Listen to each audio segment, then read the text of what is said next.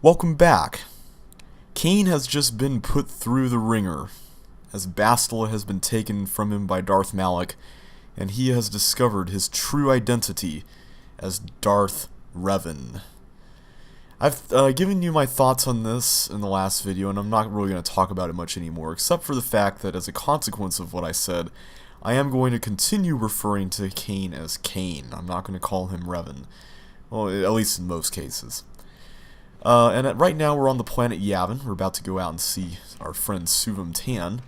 But before we do that, I'd like to go around the Ebon Hawk after our trip on the Leviathan and talk to our crew members about what they think about the big reveal and what they believe the future might hold for us. Hey there, what can I do for you? I just wanted to talk about me being Revan. It seems to me that if you don't really remember anything about being Revan, then it doesn't really matter anymore. You are who you are now, right? So, it doesn't bother you at all? I don't see the Sith Lord standing here. I see a friend who's been with us through thick and thin. Remember, Malak's the one who tried to destroy Taris. That's pretty much what Mission said to the rest of the crew when we had our big conference there. How about you, Candace? You seemed pretty willing to follow us. Yeah, what do you want? I guess he doesn't really have anything more to say. Your choice. I'm here if you want something done right. What about HK? HK, we were also in for kind of a bit of a shock with him, too, because we discovered that Revan was HK's original master. Statement. HK-47 is ready to serve, Master. So, you belonged to Revan originally? Statement. Yes, Master. You created me shortly after you and your apprentice began your war to conquer the galaxy. I was sent on an assassination mission into Mandalorian space, but I was damaged and unable to return to you. Exclamation. I find this most distressing. I could certainly have protected you from the Jedi and your pupil's betrayal had I returned. It's probably better it worked out this way, though. Observation. You may be right, Master. This way we are reunited, and neither of us has suffered permanent termination. Am I very much like the Revan you knew? Observation. You are different in many fundamental ways, Master. You have a concern for life that is unsettling. This cannot solely be caused by memory loss. I do not know how to explain it. Regardless, you do seem to be improved overall from the human I once knew. This is kind of what I was getting at with my explanation of why I wanted to pursue the path I'm pursuing right now. It's because of this comment that HK just made, is that right now he believes that we're better than Revan, and that's kind of saying a lot considering that he considers our concern for life to be distressing, whereas I consider it to be a good thing. So do you know anything about the Starforge then? Answer. No, Master. You never did make me privy to any of the Starforge's secrets. Aw. What can you tell me about Malak? Commentary. Your former pupil is efficient and brutal, even for an organic. I rather liked him when you first introduced me to him. If I had known what he would do to you, Master, I would have gladly removed his entrails right then. Well, that would have probably made things a lot easier, but at the same time, without all these ordeals, we wouldn't be like the people we are now. As you desire, Master. Signing off. I'm glad we got to talk to him about that. Let's see. I keep thinking there are people in here. Let's see. Let's talk to Jolie here in the medical room. See if he's got any more stories for us. And also, we need to put some clothes on him. Got something on your mind, do you? You mentioned something about your wife before? I don't want to talk about that. Well, I don't mean to pry, but... Yes, you do. You may mean well enough, but my private affairs are just that. Private. Let me tell you something. Once you've lived as many years as I have, you'll have yourself a long, long list of memories. If you're lucky, most of them will be good. If you're not, some will be bad. If you're really unlucky, some will be so bad you never want to be reminded of them again, ever. You'll go far away, to a place that doesn't hold any memories at all. And there you'll be happy just to forget and be forgotten. Is that what you did when you went to Kashyyyk? Partly, maybe. I doubt I could ever explain it to you fully, even if I wanted to. Let me ask you this. Have you ever been in love? Truly in love, I mean, and not simple infatuation. Well... Exactly. You're still at the beginning of your life. There will be women in your life, perhaps many women. But if you're fortunate, you'll find love once. The Jedi, with their damnable sense of overcaution, would tell you love is something to avoid. Thankfully, anyone who's even partially alive knows that's not true. That's actually what I've always thought. Love doesn't lead to the dark side. Passion can lead to rage and fear, and can be controlled. But passion is not the same thing as love. Controlling your passions while being in love, that's what they should teach you to beware. But love itself will save you, not condemn you. Listen to me go on as if I had all the answers. What do I know of love anymore? I'm just a lonely old man who's not even a Jedi. I am very inclined to agree with Jolie on this, because I always found the Jedi's stance on romance to be rather odd, especially considering that they're very passionate, very compassionate people to begin with. I understand that they don't want their order to be attached to things, but I think there are degrees of attachment that are healthy and degrees of attachment that are unhealthy, and I think what Jolie is hinting at here is much more practical and wise than what the Jedi teaching is, at least of this era, are propagating. And I do want to hear what he has to say. You do you?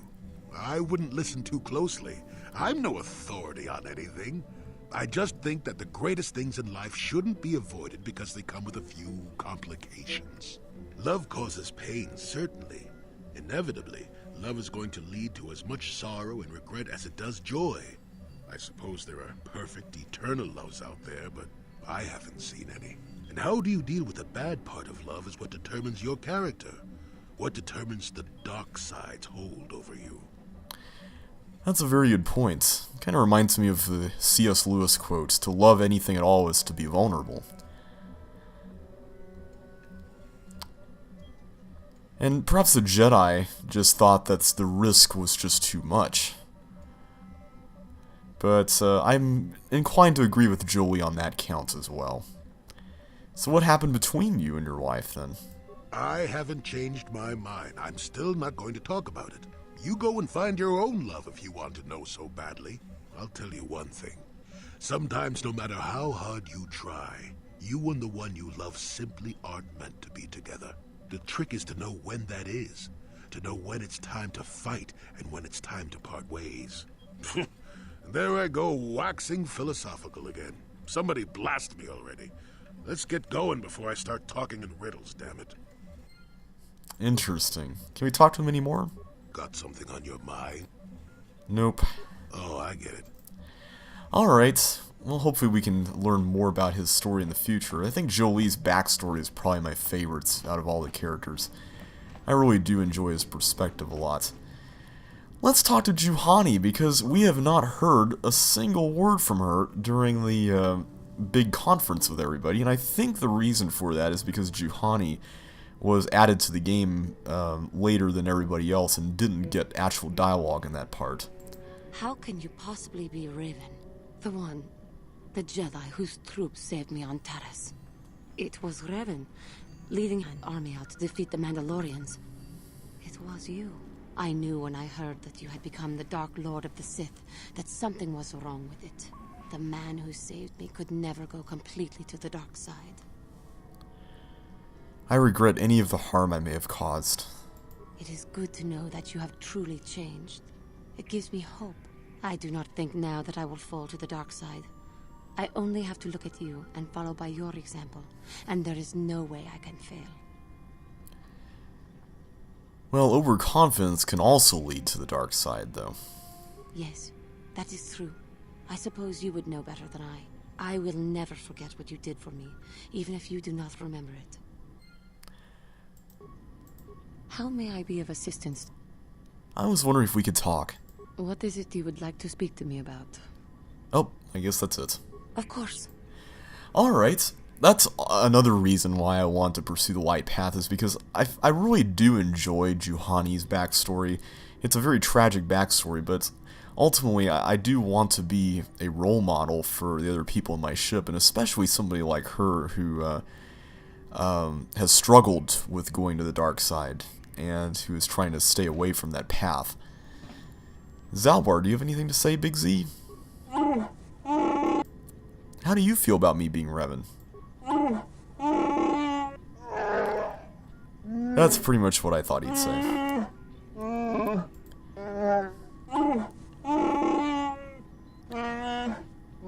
Yeah, Zalbar is pretty much one of the few characters who didn't really know us or even know anything about us before he met us. Whoa. So it makes sense that he would have that perspective. And finally, Karth. What do you have to say? What do you need? Do you want to talk? Talk about what? The only thing I want to do right now is find Dustle. Okay. I'll understand if... I guess he doesn't have anything more to say about our identity. So with that done, let's go ahead and go out to Suvum. And let's sell some of our stuff, because we got a lot of stuff that we can get rid of. And as you can see now, Bastila's spot is now empty. So we cannot take her anywhere anymore. I'm going to take Canderous and Karth. I'm still hoping for the conversation between those two. It's probably not going to happen here, but you never know. And we can give Canderous a bit of a boost. Let's see what we got for you here. I'm going to go ahead and raise that to 9. Let's see, for you. We can start developing sniper shots. Although I actually want to develop dueling. Let's go ahead and do that. We haven't even done that yet. And I think I'm going to give him more strength. I think that will be good for him. Let's go ahead and max out dueling. Sure. And onward we go.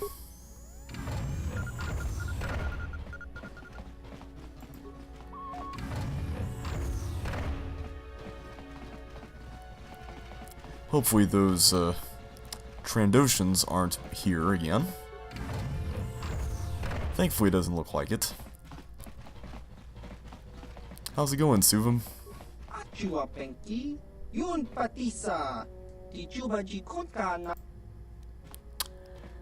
Let's see. I'm curious if we can talk to him about being Revan. I don't think we can. Okay, I guess we're not. Let's see, selling. Alright. Curious to know what stuff we might be able to buy back from him that I accidentally sold later on. But actually, before we sell anything, let's actually look at that. I'm going to go ahead and pull out my list here, just to make sure. Let's see. Pretty sure the Achani light armor we don't really need. Mandalorian battle armor we don't need. Let's see. No. That we don't need. Mandalorian blaster. Hang on. I think that might have been one of them. No, it's the Mandalorian assault rifle. And we got one from the Leviathan, so that helps. Oh, here we go. We got 3 of them there that we sold. Let's see, all these are grenades and stuff. We don't really need to worry about that. The interface visor. Was that one of the ones that we needed? No. Advanced stabilizer gloves. Yes, I did need those, I think. Although, I want to say we got those again, didn't we? Yeah, we did get those. So those are okay.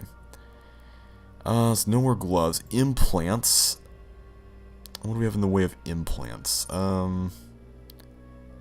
Okay, the one I'm looking for, I think I forgot to buy it on Kashyyyk, so we don't really need to get anything from here. Okay, so let's go ahead and just sell stuff. I'm going to hold on to most of the med packs just because I just want them for emergencies. But I'm going to sell the antidote kits because we don't really need antidote kits. Yeah, regular med packs I'm definitely going to... Well, I'll whittle it down to 50. Gonna keep the repair kits for HK. Security spikes and security spike tunnelers are pretty much useless, because we don't actually have any use for these in this game. Again, another part of the game that I think they had just completely done away with, and it would have been cool if they had had them. We've pretty much outfitted everyone who's a Jedi, so I'm just gonna go ahead and get rid of these. Darth Bandon's fiber armor may be pretty amazing, but I'm going to go ahead and get rid of it because I don't plan to use it, as well as this. And this is also pretty amazing, the General Harden mesh armor, but I don't really need that either. So let me just continue getting rid of these things. We should have tons of money here in no time. We got 2 General Harden poison blades, which is pretty awesome. I think I'm going to keep one just for Zalbar, just in case we might have some use for it. We don't really need any of these lightsabers at all. I will keep the Rubat crystal, just in case. These are useless, the General Harden blasters. I'll keep one of them. This I'm going to get rid of. I'm going to keep a few alternate blasters just in case I might want to switch Karths or Candaruses out. That I don't really need. This, I'm just going to go ahead and get rid of that. That I don't need. That I don't need. We got tons of stuff from the Leviathan. I'm definitely keeping that. It's mission that I'm going to give that to. I looked over between videos. Let's go ahead and get rid of these grenades. I'm hardly even using grenades. I will, however, hold on to the thermal detonators because they're amazing, as well as the poison grenades. Sonic grenades, not really that useful. Cryoband grenades I'm going to get rid of. Plasma grenades are pretty cool. Ion grenades are great against droids, but I'll keep 5 of them. I don't really think we'll be having that much problems with droids just because we're going to have Destroy Droid on our Jedi that we've got left. These I don't really need. These are pretty useless. We got tons of neural bands. This I don't really need. Strength gauntlets, no. I'll keep the energy shields, because we need energy shields. Brejik's belt, nah. Cardio regulator, Verpine cardio regulator. The stealth stuff I don't really care about. Response package. Nah. I'll get rid of these two. I don't believe I'm going to use the bio-antidote package, if I remember correctly. Yeah, I'm not really making that much use of implants to begin with. This is pretty awesome, though, this cardio power system, and I think I'm going to give it to somebody when they reach implant level 3, because I did forget to give... or to buy the cyber reaction system from Kashyyyk, from Matin and Eli when they were still there. I'm going to go ahead and just get rid of all this stuff. I'm going to keep the buffs, though, because buffs are great. Mines, yeah, I'll sell those. Hair triggers, I'm going to keep that. All this droid plating, I don't really need this. I will, however, keep heavy plating type 3, because it's amazing. Superior targeting computer, I will keep that. The universal computer interface is good for T3, but I'm not even using T3, so no need for that. And I'll keep the upgrades here just in case we need them, except for the basic ones. There we go, we are much richer than we were before. And we'll have enough money to buy the things I'm hoping to get when we come here later on, because we're going to have quite a bit of stuff. Well, not quite a bit of stuff, but we're going to have a few things here that Suvum will get on... Whoops. I got turned around. There's going to be a few new things that Suvum will get here later on, which will be amazing. Also, the game is lagging quite a bit here.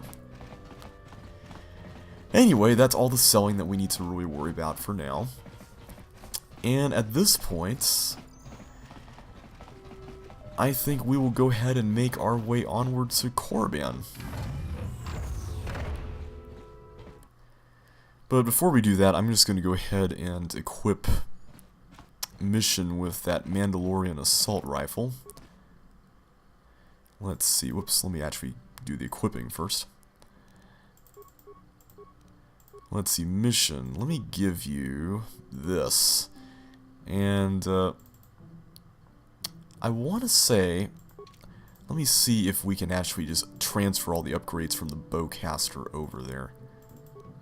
Oh, we have to take them off here first, okay. That's one of the annoying things about this game, unfortunately. Wait, why isn't the assault rifle on there? Or is that not upgradable? Is that not upgradable? Okay, so maybe the bowcaster was a better option. Okay, let me see here. Mission. I guess I didn't notice that when I was looking around. It does have an attack modifier of +2, though. And that stun stuff. So yeah, I think I will keep the Mandalorian assault rifle. And it's 3 to 10 versus 1 to 10. Yeah, I'll keep that. I can, however, transfer the upgrades from the bowcaster to some other ranged weapons, though. Like Ordo's repeating blaster. Bendak's blaster for Karth. I'll go and put those on there. We've pretty much outfitted a lot of these already, so I think we're doing fairly well. We've pretty much done everything we need to do with the lightsabers, and unfortunately,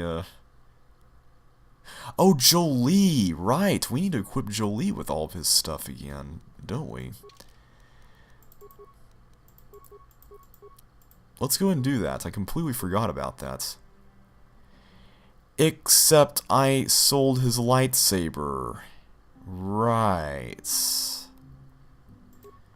That really stinks. Well, I'm gonna equip him with a General Hardened Poison Blade for now, I guess. I sold... Oh, I completely forgot I had That's right, he had been stripped down when we went on to the Leviathan. I had completely forgotten about that. Well, that really sucks. I do know, however, that we're going to get some lightsabers on Korriban, so we'll definitely equip him with those, and I'm sure we'll get some Jedi robes there too, so that won't be too much of an issue. I do plan on taking Jolie the first time, on our first excursion in Korriban, mainly just because he has some really funny dialogue, but it's going to be so weird having him without his clothes. Oh man, that's just so odd. I never even planned for this, guys. I'm sorry. I shouldn't have sold all that stuff to Asuvum. And I know I can buy it back, but well, A, I don't want to go all the way out there again, and B, we're gonna be getting stuff on Korriban anyway, so I figured, you know, why waste that time? So without further ado, let us travel to our final planet, and by extension, our final star map.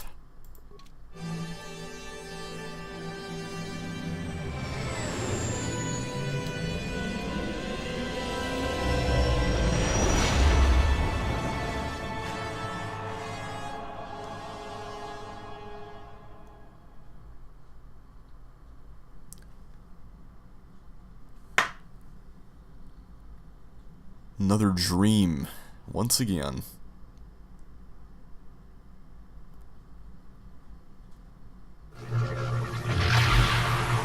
Looks like it's in some sort of cave this time. So at least we won't have to worry about going underwater for it.